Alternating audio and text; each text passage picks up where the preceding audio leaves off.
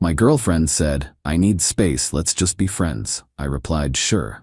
Then I removed her name from joint subscriptions, reclaimed her car keys, and changed our Netflix password. 72 hours later, she was knocking desperately on my door. I, 32 male, am sitting in a quiet apartment for the first time in 4 years. It's strange. Not bad, just quiet.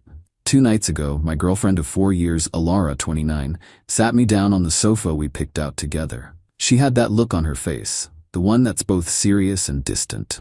My stomach dropped. "I think we need to talk," she started. Cliché, I know. She went on for about 10 minutes, talking about her personal growth, feeling stifled and needing to find herself again. It was a well-rehearsed speech, full of therapy speak and vague platitudes. The bottom line was delivered with a soft, almost pitying smile. "I think we should just be friends. I need some space." I've seen this movie before. I've read the Ada posts. The classic move here is to get emotional, to plead, to ask what I did wrong. I felt the sting, don't get me wrong. It felt like a punch to the gut. But looking at her, seeing the rehearsed sincerity, something in me just clicked into place. This wasn't a negotiation, it was a declaration. So I didn't cry, I didn't raise my voice, I just nodded slowly and said, "Okay, if that's what you want." She seemed taken aback. "Oh, well, good. I'm glad you're being so mature about this." She said she'd stay at her friend Qley's place for a few days to give us both some breathing room. She packed an overnight bag, gave me a quick, awkward hug, and left. The moment the door clicked shut, I let out a breath I didn't realize I was holding. The hurt was there, a dull ache in my chest, but underneath it was a strange sense of clarity. Friends. She wanted to be friends. Okay, so I decided to treat the situation with the exact logistical reality she had proposed. We were friends now, not partners. Our lives, therefore, needed to be decoupled. I'm a methodical person. I like lists. I opened my laptop and made one. Shared subscriptions. I went through my credit card statements. The big ones were easy. Netflix, Spotify Family Plan, the meal kit delivery service we both loved. I have the master accounts for all of them. I changed the passwords. Then I went into the Spotify plan and removed her account. For the meal kit, I simply canceled the subscription. It was due to renew tomorrow anyway. Cost saved, roughly $110 a month. The car, this was the big one. About 2 years ago, Alara's old car died. I'd just gotten a promotion, so I bought a new reliable sedan. The car is entirely in my name. The title, the loan, the insurance, all me. She was the primary driver since I work from home and barely use it. It was, for all intents and purposes, her car in practice, but my car on paper. A friend does not drive a car that I am legally and financially responsible for. The insurance liability alone is a nightmare. I sent her a text. Not angry, just factual. Hey, since we're taking space and figuring things out as friends, I'm gonna need the car back. The insurance is a bit complicated if a non-resident is the main driver. Let me know when is a good time for me to get the keys. I can come to you. Apartment. We live in my apartment. My name is the only one on the lease. She moved in 2 years ago. There's no legal entanglement there, which is a relief. I didn't change the locks yet. I figured I'd give her a chance to get her things like a normal person. I did all of this calmly over the course of about an hour. It wasn't about revenge, it was about boundaries. It was about accepting the new reality she had created for us. If we are just friends, then this is what being just friends looks like. The text about the car was sent about 48 hours ago. She read it, no reply. The meal kit service sent her an email saying the account was canceled. She would have discovered the Netflix and Spotify passwords didn't work the first time she tried. It's been radio silence. Until now, there's a knock at the door. Not a normal knock. It's fast and sharp, insistent. I know it's her. And based on the sound of it, she's not here to be my friend.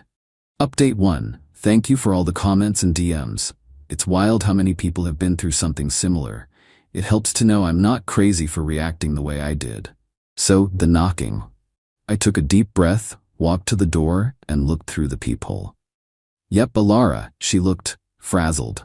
Her hair was messy and her face was pinched with irritation. I opened the door.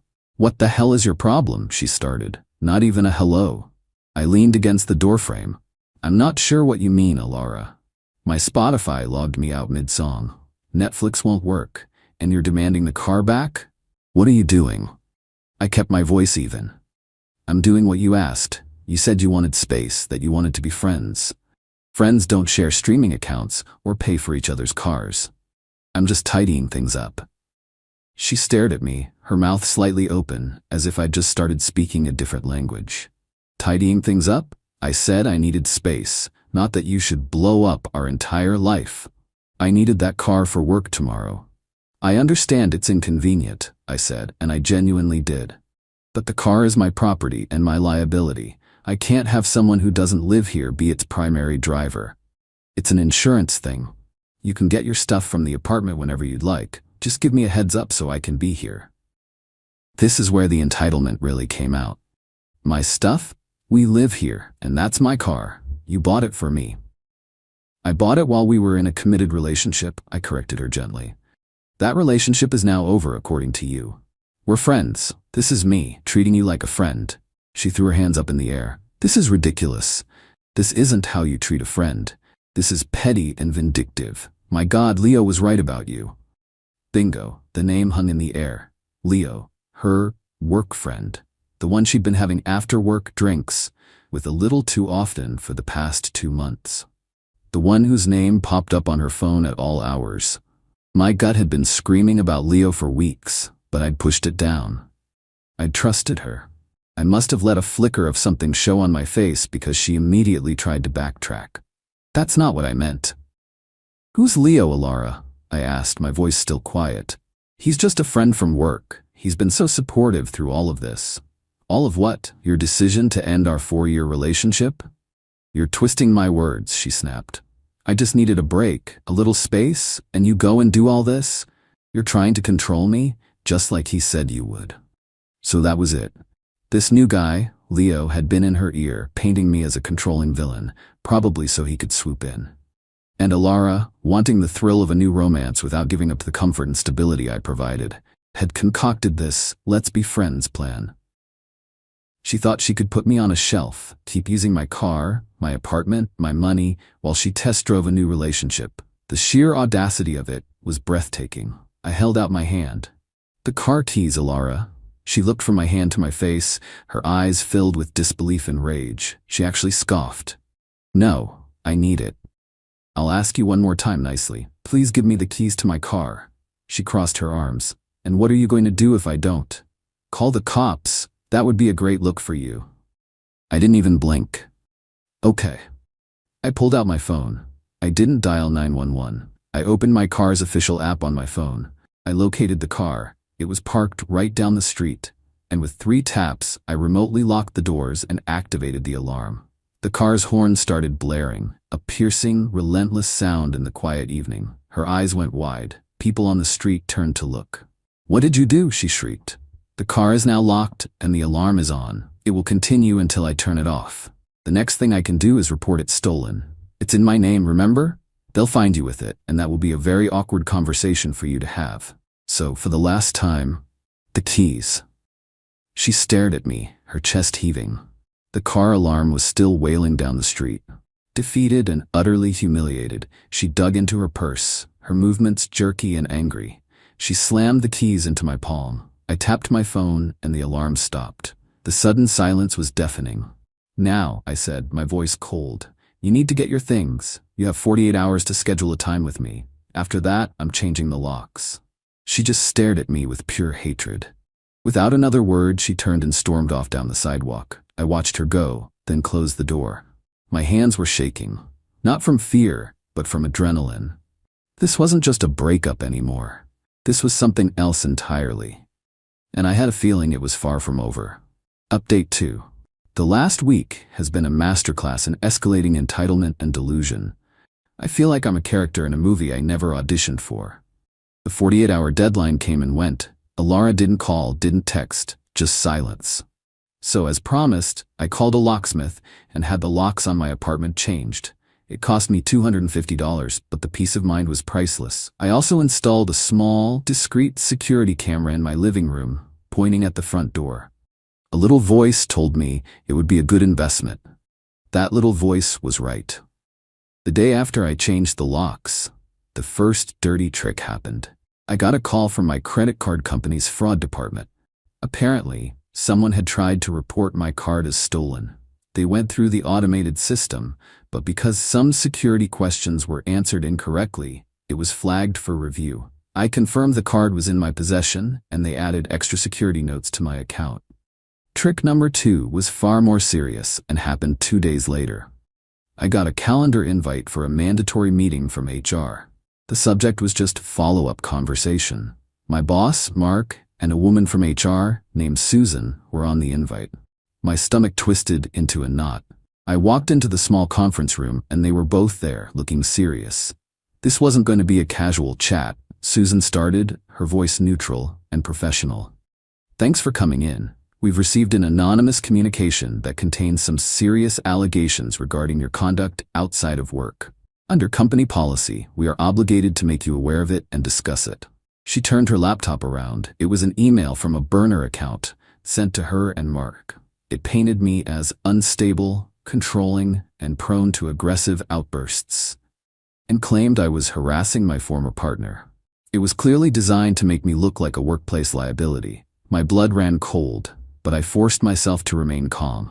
I read it, took a breath, and looked at them. "Susan, Mark, this is deeply mortifying," I began. "My girlfriend and I broke up last week. It has not been amicable. This email is a malicious and false retaliation from her because I took back my car and canceled shared subscriptions after she ended things. The person described in that email is not me." Mark, who had been quiet, leaned forward. "Susan, I've managed this man for 4 years. He's one of my most level-headed team members. We've had stressful deadlines and difficult clients, and I have never seen anything but professionalism from him. This email is the complete opposite of the employee I know." Susan nodded, listening.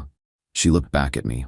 "Do you believe this will escalate further? Is there any risk of this spilling into the workplace?" "No," I said firmly. "I have taken steps to secure my home and finances. I believe this was an act of desperation on her part. It will not happen again, and it will certainly not affect my work." Susan closed the laptop. "Okay, we are documenting this incident and your response. Given your work history and Mark's testimony, we are considering this a malicious personal matter. We see no reason for further action at this time, but we wanted to be transparent. The Employee Assistance Program is available if you need support." I left that meeting feeling rattled, but relieved. She had tried to attack my livelihood. This wasn't a game anymore. That night, my new camera paid for itself. At around 11 p.m., I got a motion alert on my phone. I opened the live feed and watched, my heart pounding, as the doorknob to my apartment slowly turned. Someone was trying to use a key. It jiggled, then stopped. Then, a few seconds later, it tried again. It was Alara. When the key didn't work, she just stood there for a full minute, staring at the door before leaving. I saved the footage. This was the final straw. She had tried to mess with my job. She tried to enter my home. This was no longer about being the bigger person. This was about self-preservation. I needed something decisive, something that would sever the last tie and expose the truth in a way she couldn't twist. And then I remembered her parents. Alara's parents, David and Karen, are good people. Old school, practical, no-nonsense types. They always liked me. When I bought the car, they had generously given us, as a couple, $5,000 towards the down payment. It was a gift given under the pretense of supporting our future together. I hesitated. This felt like crossing a line, but she had crossed so many more. I composed a text to her father, David. Me, "Hi David, hope you and Karen are well. I'm writing because, as you may or may not know, Alara and I have ended our relationship. I'm making arrangements to sell the sedan, and I wanted to make sure I returned the $5,000 you both so generously contributed to it. It doesn't feel right for me to keep it under the circumstances. What's the best way to get that money back to you?" I hit send. My phone lit up less than 5 minutes later. "David, what are you talking about? Alara told us you two were just having a small fight. Give me a call." I took a deep breath and dialed. The game was about to change. Final update. It's over. Truly, finally over. The last few weeks have been a slow-motion detonation, and I'm just now emerging from the blast radius. The phone call with David was tense. I laid everything out calmly and factually. The breakup, The car, the subscriptions, the email to my boss, and finally the video of her trying my door. I offered to send him the proof. There was a long pause. "Karen and I are coming down," he said, his voice strained. "We need to understand what's going on. We'll be there tomorrow." The next day, they met me at my apartment. They looked worried and tired. Karen was holding back tears, and David looked grim. They were polite but reserved. I could tell they were torn, wanting to believe their daughter but confronted with my serious accusations. "We just want the full picture," Karen said softly. "Alara is our daughter. She's very upset and says you're misinterpreting everything." "I understand," I said.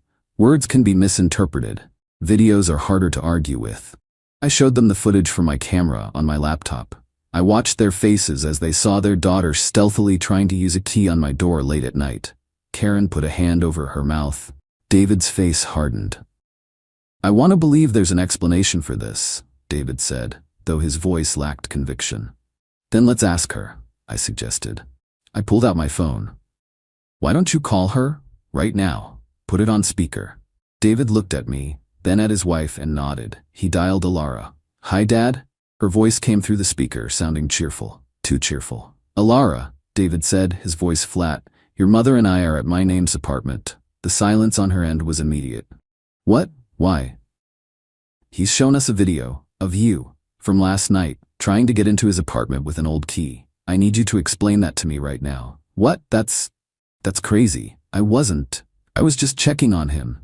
I was worried," she stammered, the panic evident in her voice. "You were worried at 11 p.m. and used a key you shouldn't have, without calling or knocking?" David pressed. "He's twisting things. He's trying to make me look bad. He stole my car," she shrieked, her voice rising to a hysterical pitch. "He's offering to pay us back the $5,000 we gave you for it," David said coldly. "Which is something you failed to mention. Just like you failed to mention you were dumped, not just in a small fight. What is going on, Alara?" Her story completely fell apart live on speakerphone. She started crying, accusing, deflecting. It was a complete train wreck. David finally cut her off. "We will talk about this later. Do not move." He hung up the phone and looked at me, his face etched with a mixture of fury and deep embarrassment. "I apologize," he said. They summoned Alara to the apartment. When she arrived 20 minutes later and saw them, her face went white. The final confrontation wasn't a shouting match. It was an autopsy. Her parents, armed with the facts and her own self-incriminating phone call, calmly took her apart. Her lies about staying with Qley, about Leo being just a friend, about me being the villain, it all came out. The consequences were quiet and brutal.